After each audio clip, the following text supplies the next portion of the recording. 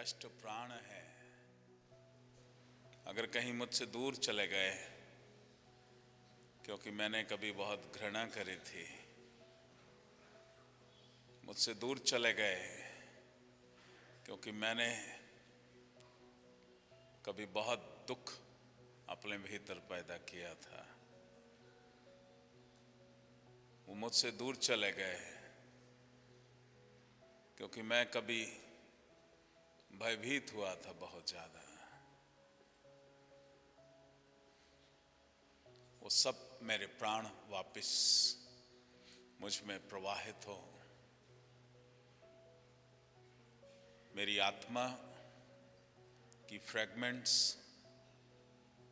जो कहीं अंधकार में किसी दुखद घटना में अटक गई थी, किसी भी डायमेंशन में, वो सब वापस आ जाएं और मैं पूर्णता को प्राप्त हूं। इसलिए सबसे पहला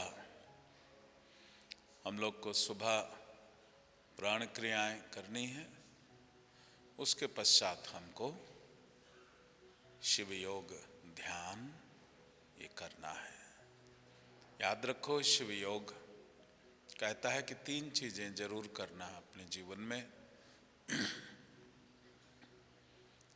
साधना, सेवा और संकीर्तन। आप लोग अभी 3 दिन से अनुभव कर रहे हैं कि ध्यान संकीर्तन जब हम करते हैं तो हम कितने गहरे ध्यान में चले जाते हैं। उस समय संकीर्तन करते करते आप भजन गा रहे हैं, लेकिन आप एक डिफरेंट डायमेंशन में प्रवेश कर जाते हैं। सभी प्राणों को इंटैक्ट करना है, पूर्णता को लाना है, क्योंकि मैंने पहले दिन कहा था ना, seek and it shall be given to the seeker, but who seeks is me. But what is me? Me in totality or me only 4%?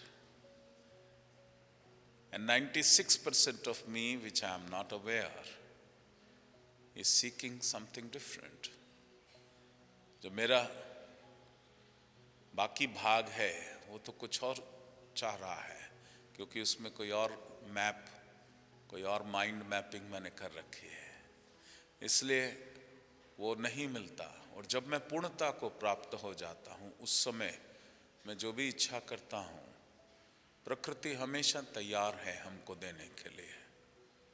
हमेशा जो भी हम मांगते हैं हमें देने के लिए तैयार है, लेकिन हमें पहले पूर्णता को प्राप्त तो होना है।